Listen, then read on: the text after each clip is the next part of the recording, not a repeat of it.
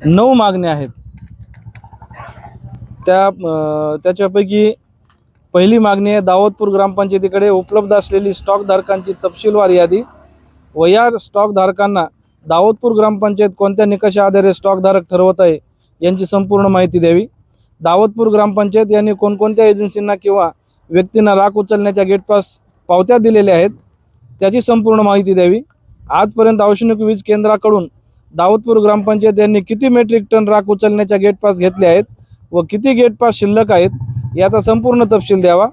दाऊदपूर ग्रामपंचायतचे मागासवर्गीय वार्डामधील ग्रामपंचायत सदस्य यांच्या नावे प्रभागातील मागासवर्गीय नागरिकांना राख उचलण्याच्या गेटपास पावत्या देण्यात याव्यात. दाऊदपूर ग्रामपंचायत यांनी सेल ऑर्डरमधील एकूण कोट्यामध्ये दाऊदपूर येथील मागासवर्गीय नागरिकांचा राखीव कोटा किती ठेवलेला आहे. दाऊदपूर ग्रामपंचायत यांच्याकडे सेल ऑर्डरच्या गेटपासद्वारे किती महसूल जमा झाला याचा तपशील द्यावा. दाऊदपूर ग्रामपंचायतने ज्या व्यक्तींना किंवा एजन्सींना राख उचलण्याच्या गेटपासच्या पावत्या दिल्या आहेत त्या पावत्यांची रक्कम कोणत्या अकाउंटवर जमा करून घेतली आहे त्या अकाउंटचे बँक स्टेटमेंट सेल ऑर्डर सुरू झाल्यापासून आजपर्यंतचे देण्यात यावे. 177 रुपये मेट्रिक प्रति टनाने 60,000 मेट्रिक टन राख उचलण्याची ऑर्डर मुख्य अभियंता परळी यांनी आजपर्यंत दाऊदपूर ग्रामपंचायतला राखेचा कोटा उचलण्याच्या दिलेल्या आहे, ज्याची डिपॉझिट व EMD रक्कम 10,06,20,000 रुपये इतकी होत आहे. तर एवढी रक्कम ग्रामपंचायतने महानिर्मिती केंद्राकडे कोणत्या ग्रामपंचायत निधीमधून जमा केली आहे याची माहिती द्यावी. 60 मेट्रिक टन राख ग्रामपंचायतने विक्री केल्यानंतर जी रक्कम ग्रामपंचायतला बाजारभावाप्रमाणे मिळालेली आहे ती रक्कम ग्रामपंचायतच्या कोणत्या खात्यामध्ये जमा केलेली आहे त्याचे सुद्धा त्या अकाउंटचे बँक स्टेटमेंट देण्यात यावे. या मागण्या घेऊन आम्ही वंचित बहुजन आघाडीच्या वतीनं दाऊदपूरच्या ग्रामस्थांना आणि मागासवर्गीयांना ग्रामपंचायतच्या सदस्यांना या ठिकाणी पंचायत समितीच्या समोर उपोषणाला घेऊन बसलेलो आहोत.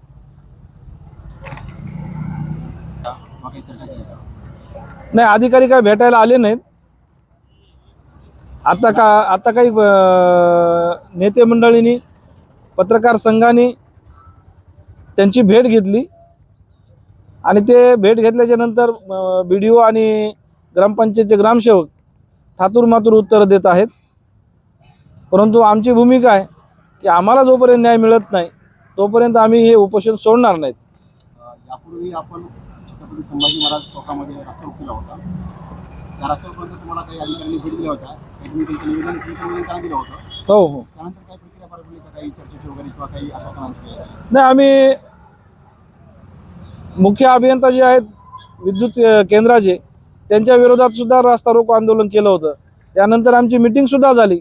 परंतु विद्युत केंद्राचे जे काय मुख्य अभियंता आहेत इंगळे हे गोलगोल उत्तरं देत आहेत. आमचं काही त्याच्यावर समाधान होत नाही, म्हणून आम्ही हे सातत्यानं आंदोलन आमचं चालू राहणार आहे. आम्हाला जोपर्यंत राख मिळत नाही तोपर्यंत आम्ही हे आंदोलन थांबवणार नाही. यामध्ये आपण पूर्वी अनेक कोट्यवधी रुपयांचा घोटाळ्याचाही आरोप केला होता. तो नेमका असा होता, वीज निर्मिती केंद्राचे जे काय मुख्य अभियंता आहेत सुनील इंगळे यांनी जी टेंडर प्रक्रिया राबवली ती टेंडर प्रक्रिया अत्यंत चुकीच्या पद्धतीने राबवली होती.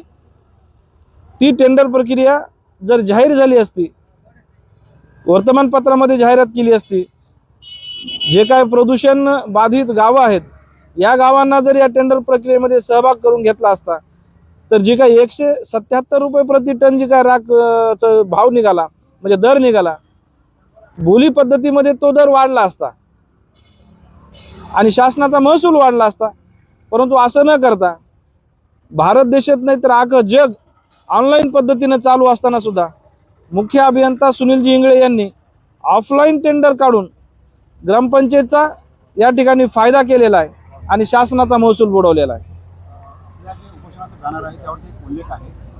जातीय द्वेष भावनेतून तो नेमका कसा आहे?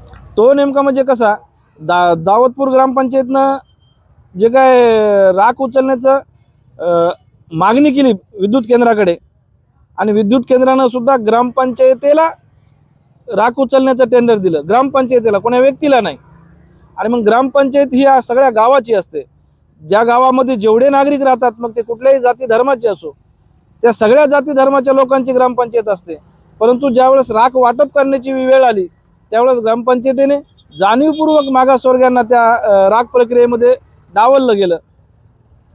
मग तिथे सर्व जातींना राखीच्या पावत्या मिळाल्या, परंतु मागासवर्गीयांना देण्यात आल्या नाहीत. म्हणून आमची भावना झाली की हे जातीय द्वेष भावनेतून यांनी हे आम्हाला डावलले आहे. आणि आपण या आंदोलनात सहभागी आहात. नेमक्या आपल्या मागण्या काय होत्या आणि आपल्याला कसं डावलं गेलं? आमच्या मागण्या आहेत की जे जाती दोषातून जे मागासवर्गीय गावातले लोक आहेत त्यांनाच ह्याच्यातून वंचित ठेवण्यात आलेले आहे. आणि वंचित बहुजन आघाडीला आम्ही सोबत घेऊन आणि त्यांचं सहकार्य आम्हाला लाभून हे आम्ही उपोषण करत आहेत. त्याच्या अगोदर आम्ही संभाजी चौकामध्ये रस्ता रोको केलं त्याच्याविरोधात. त्याचं उत्तर जे आम्हाला आलं ते काय बिलकुल असं हे दिलं की एवढं उत्तर देऊन टाकले त्यांनी. लेखी उत्तर द्या, आम्ही म्हणलं एवढं द्या, आम्हाला काहीच नाही तसलं.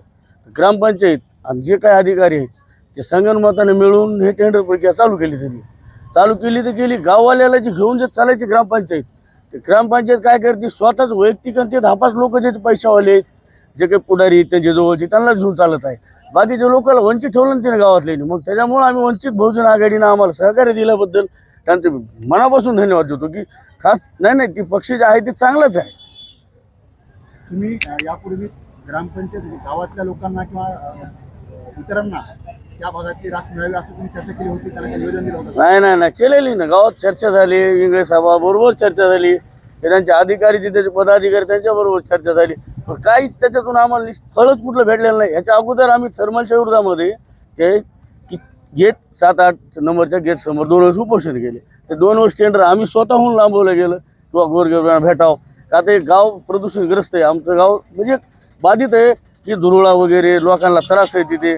पण असे शाळेमध्ये जाऊन बघा तुम्ही, एखाद्या जाऊन एक वेळेस बघा ग्रामपंचायतच्या शाळेत बघा, नाही आपल्या जिल्हा परिषद शाळेत बघा, जिथं खाऊ शिजवतात त्या खाऊमध्ये देखील राख येते. मग गावानं त्रास सहन करायचा आणि काही पुढाऱ्यात खायचं म्हणून कसं म्हणू, वंचितच ठेवलं ना तर काय ठेवलं लोकांना. सांगायला आज आपण वंचित बहुजन आघाडीचा जो आमरण उपोषण आहे त्यामध्ये सहभागी आहात आणि आपण स्वतः ग्रामपंचायत सदस्य आहात. नेमक्या आपल्या काय मागण्या होत्या? आणि त्याच्यामध्ये असंही समजलं की बाबा अनेकांनी मागणी केली गावाच्या लोकांनी, त्यांना याच्यामध्ये कुठलाच सहभाग दिला नाही किंवा त्यांना मान्यता दिली नाही. काय सांगा? मी ग्रामपंचायत सदस्य दाऊदपूरचा असून ही राखेची प्रक्रिया निघालेली ही मला माहीत नाही. कारण ग्रामपंचायत सदस्यांना अंधारात ठेवून त्यांनी ही प्रक्रिया सुरू केल्याच्या नंतर ज्यावेळेस माहिती झालं त्यावेळेस आम्ही अनेक जण सरपंचाकडे गेलो होतो. आम्ही म्हणलो आम्हाला पण ह्याच्यात घ्या, आम्ही हे जे राखाची 177 रुपये टनाचे जे पैसे भरायचे ते आम्ही भरू. तर सरपंचाने आम्हाला डावलण्यात आलं आणि ट्रॅफिक एजन्सींनाच ह्या पावत्या देऊन ते माल उचलण्यात आला. त्यांचा आम्ही कमीत कमी 30 ते 40 जण असतात. म्हणजे साधारणतः 30 ते 40 जण आहेत ज्यांनी फॉर्म म्हणजे त्यांनी मागणी केली, हो, निवेदन दिले किंवा पण त्यांना दिलं नाही. हा नाही दिलं.